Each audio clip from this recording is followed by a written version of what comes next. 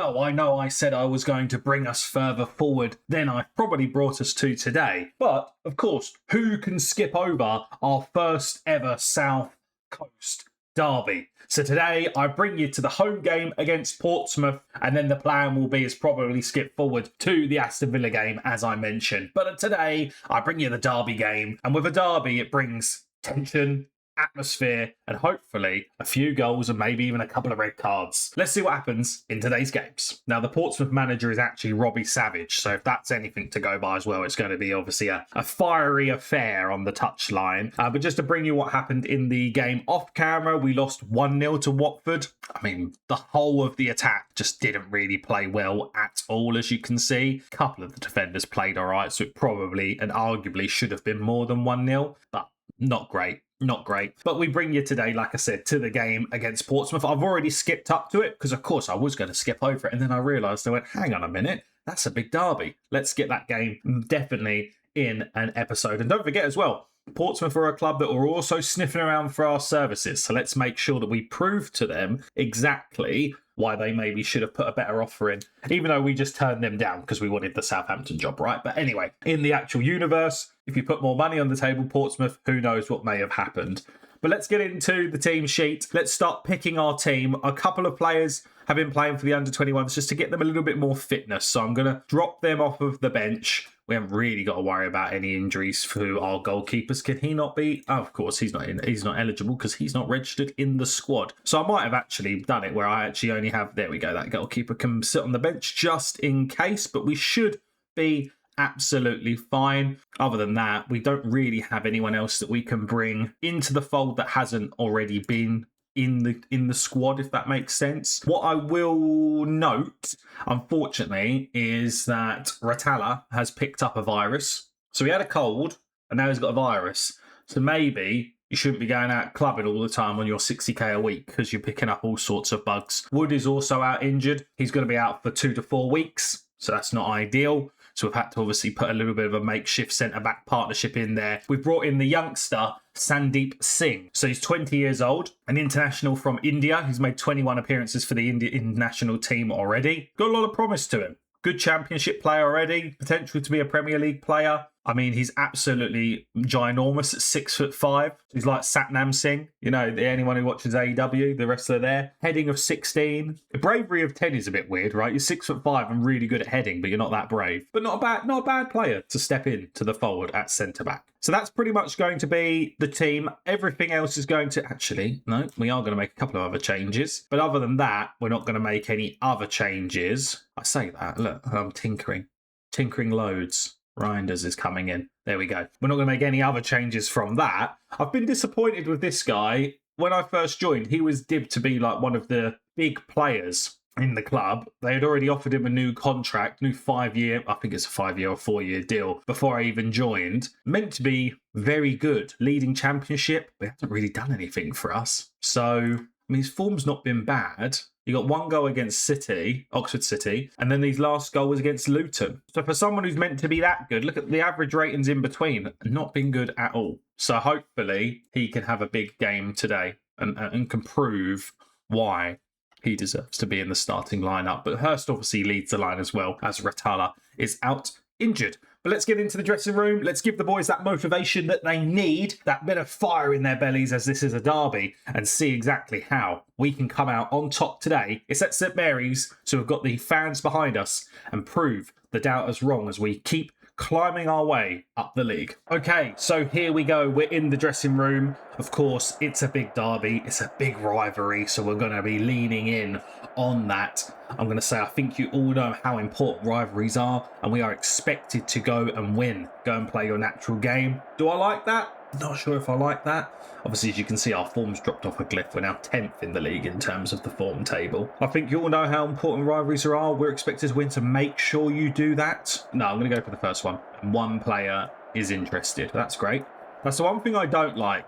All these Southampton players, where I've obviously just come in, only a couple of them really sort of positively react to my team talks, whereas at Oxford City, everyone was buying into it because I had that relationship with all of the players. So what do you think is the reason for Southampton's recent poor home form? I don't think we've had that poor. Poor home. I was just saying we haven't been playing well enough. How satisfying has it been to watch the way that your team attacks? I completely agree. We are a credit to ourselves. But defending, we are shocking.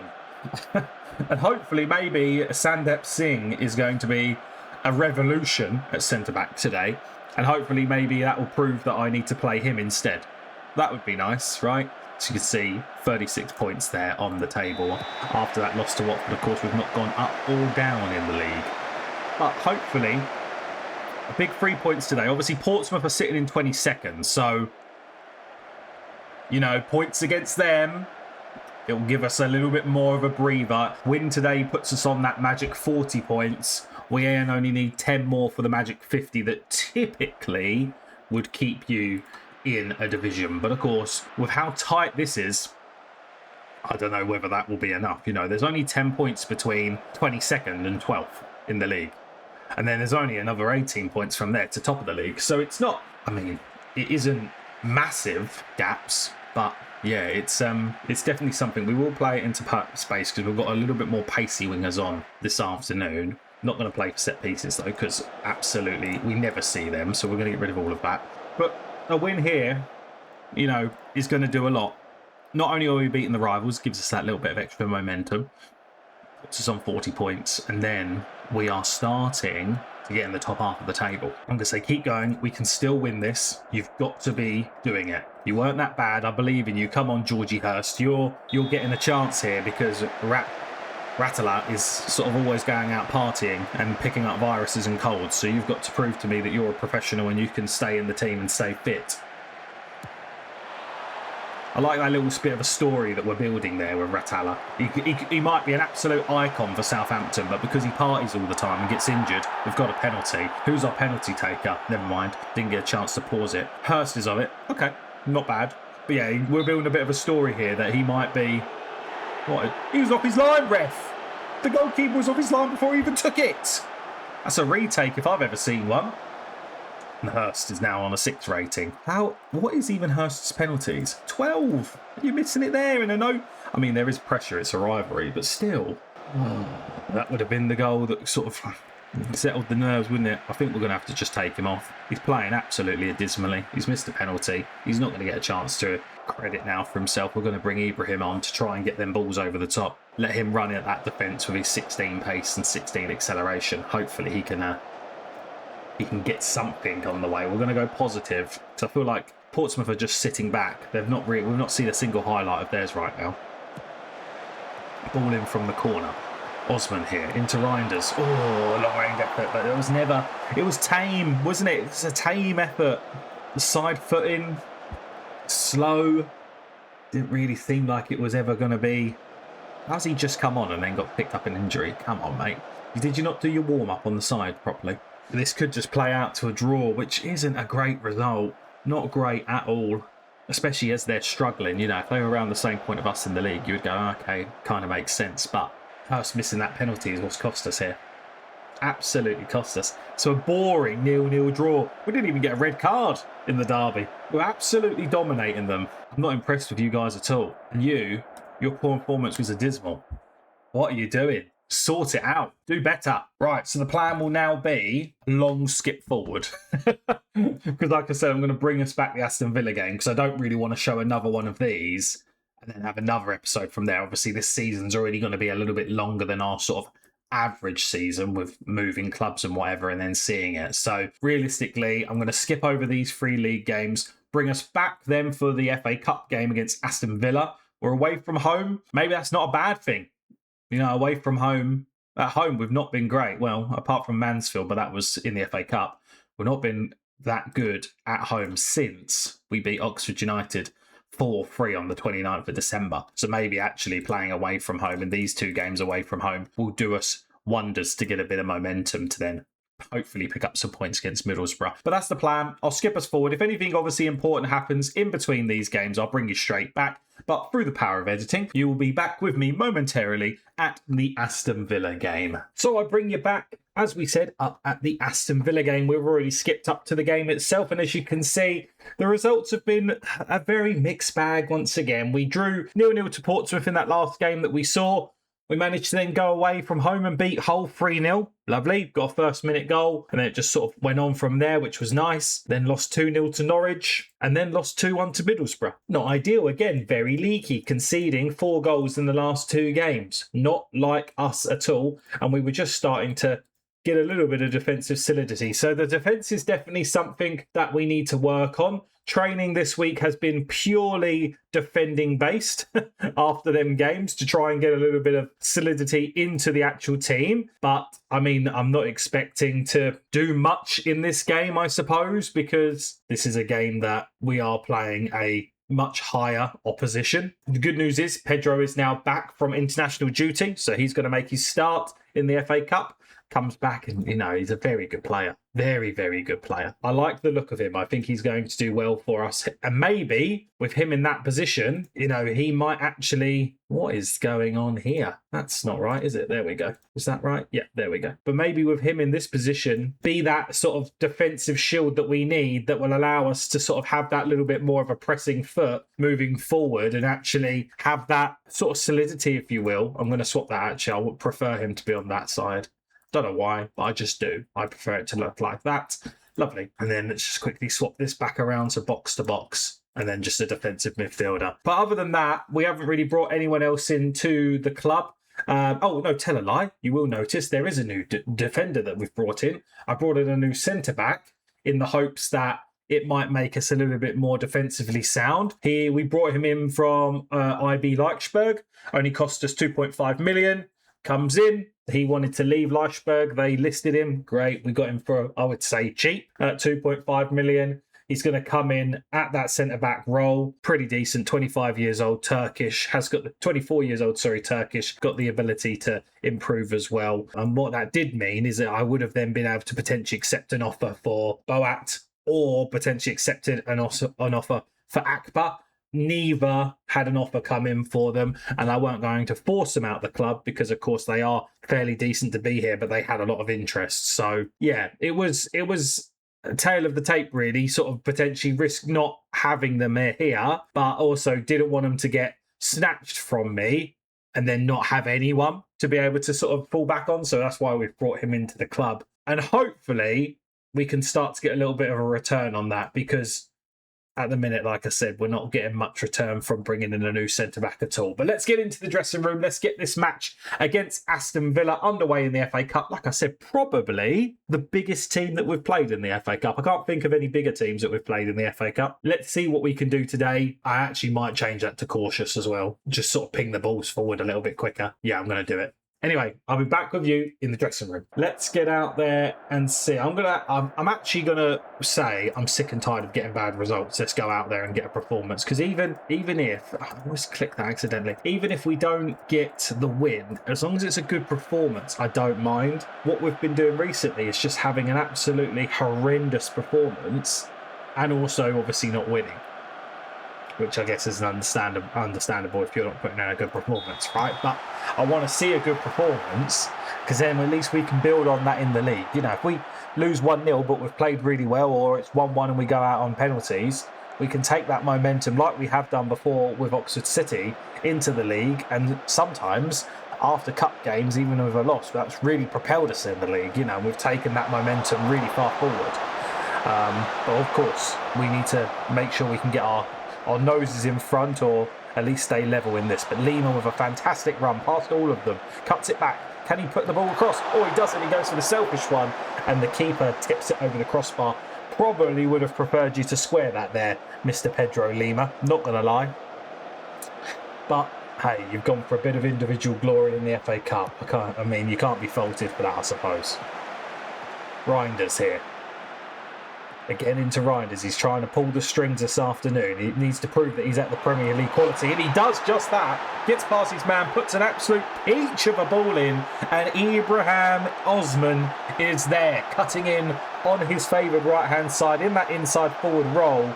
Him and Ratala taking up the space. Luckily, one's occupying the front post and one's kind of occupying the back post, but that run, that bended run round the fullback, just goes to show how good he can be with them runs. And that's something that, again, I think is the inconsistency of some of the players. They can definitely do it. We've seen it in a couple of matches, but it's doing it week in, week out, which we've been fortunate, again at Oxford City, to have players that are very consistent with their performance levels.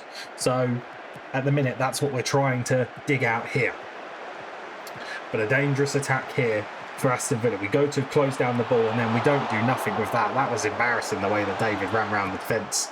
Luckily, the keeper saved it, but his buttery hands let it go out and it comes straight back at us. But luckily, we managed to clear the danger again. So I'm just going to praise the boys. Just say, right, keep it up. Keep switched on. Don't let that performance level drop. Keep the pressing going. And hopefully we can just carry on holding on as we are right now. Since that goal, it's been very much all Villa. Lovely bit of tracking back there by Boat, and puts the ball out for the corner. We won't see it. That's good for us. That's the least we see of the corners for Aston Villa, the better. I don't know how Stankovic has got a 7.1 rating, because from what we've seen, he's got just butter on his gloves once again. Definitely a position that I'm debating replacing, getting a goalkeeper in. He's meant to be very good. 4-star ability, 4-star potential. Premier League level goalkeeper, but I don't know if it's him that's the issue or if it's the defence. I suppose it'll be easier to replace the defence than it will be a goalkeeper for that level, right? So we might have to consider a couple of different options there and what we're going to do. But almost here at half-time. Can we go in at half-time at 1-0? We can. So again, soaking up that pressure, hitting them on the counter. We've absolutely had zero match momentum. I think you're doing well, but you can find another gear. I'm going to say you weren't that bad. Keep going. Let's get a little bit of maybe a little bit more of a presence in this game, shall we? I'm going to bring Downs on to go alongside Pedro. Just put some fresh legs in there. And what I might do, do we want to take Reinders off here? No, I don't think so. I think we'll keep Reinders on for now. But what we will do is I might... Do I want to go for a more direct style of passing? Because that will play into our cautious mentality, I'm thinking, here for the second half. Now we're going to sit back, soak up the pressure, bang, hit them on the counter. That's the idea, right? But we'll see if that actually pays off or not. Reinders might come off at about 60 minutes because he's not the most paciest guy. 14 pace actually is not too bad. Not too bad. But I'm thinking on that dangerous counter-attack, we want as many pacey players as we can to be getting in behind them lines. Osman here tried to take on 3 players, but of course gets dispossessed easily. Come on, you need to be focusing a little bit more there. Harvey Elliott with the ball into Matteson. Cuts back. They're just playing it around. They're teasing us. Ooh.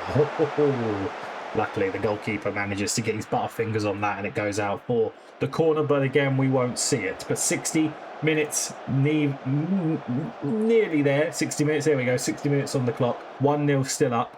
Reinders is going to come off now because he's absolutely knackered. And we're going to bring on... I think we're going to bring him into that position. It's not his natural position, but he might be able to hold up the play a little bit. Do we move him out, actually? Actually, no, we're not going to do that. We'll bring Barnett on. Williams-Barnett is better in that position, to be fair. And Williams-Barnett as well has got a little bit more of a natural sort of position in there, so he's going to be able to hold that ball up a little bit more should he need to. What I might do, instead of an advanced playmaker, put him into just a free roll so he can come back, and I'm going to get him to track back as well. I might ask Ratola to come back as well, or Ratata as he's going to be known. Maybe I'll just get a Southampton shirt and just see if they can just put Ratata, the Pokemon, on the back of it. As homage to him. Pedro there. Into Pedro Lima. All in for Osman, but just can't win there. Oh, I mean, he took out his man. Surely you want to bring that back to the free kick, right? Don't let him have the counter-attack. Get rid of it. Oh, luckily it was a tame effort. They're making Stankovic look good, just to prove me wrong. 7.4 rating he's got now. Honestly, he's not been doing that in the other games. All in here. We're still dealing with it nicely. We're just getting rid. 85 minutes play. Can we hold out and get a good scalp here? Probably not Southampton's biggest scalp, obviously, because they were in the Premier League not too long ago, but definitely our biggest scalp as a manager here. Because you know, we've not played this caliber of opponent before. So I think for us, it's not bad at the moment. We're going to make a couple of other changes, put some fresh legs on just so they can be tracking back, getting them tackles in, winning that ball back. We've had 29% of the possession, 12 shots on target for Aston Villa, 2 shots for us, and we've won. A 1-0 win over Aston Villa. Look at that match momentum. It's actually disgusting. I don't even want to show you guys that momentum. There's not a single block of yellow. We have absolutely FM'd Aston Villa. Absolutely FM'd them. We got our goal and then just stayed very flat in the XG chart. What can you say? We've been training defence all week, and look what we do. We go and then win 1-0 to Aston Villa. So, I mean, if that's how we're going to do it, we're training defensive every single week, and we'll just 1-0 the rest of the games for the league, and we'll go up. Right, everyone had thought we'd lose, but you've just proven them wrong. See what you can do when you put your minds to it, right? If we play like that more and more, we'll get playoffs. Playoffs still aren't unachievable. I don't think even the title's unachievable. But that is getting ahead of ourselves. Pedro makes his debut. I think it was a very good debut for Pedro, to be fair. 7.3. Didn't put a foot wrong. Impressive. And that's a kind of, again, might add some additional solidity, having a sort of more compact defensive midfielder in there. We will praise Stankovic, but you might not be staying. So don't get that praise twisted, right? But anyway, that's all we're going to see in today's episode. Not too bad. Bit of a bore draw, 0-0 draw to Portsmouth, but then an emphatic 1-0 win to Aston Villa, our biggest scalp as a manager. Can't complain at the minute. There are question marks over the squad still. I've explained them in that video. I am looking at other targets. I am considering other players. I'm starting to do some scouting and shortlisting now before the end of the season, so then we can start to pinpoint what positions we are weakest in, so to speak. But what I'll do is bring it up, probably forward a couple of games like we always do. Maybe bring it to, say, the middle of March. Depends when that next FA Cup game's going to be. And then I'll bring you back either for that 5th round of the FA Cup, because, of course, furthest we've ever been in the FA Cup now, and a league game at that stage. But thank you very much for watching. I'll see you in the next one. Don't forget to hit that like button, subscribe if you're new around here, and, of course, comment down below, how far can we go in the Cup? Could we be an FA Cup winner in our first season at Southampton? Let me know in the comment section below. Speak to you soon. Bye-bye.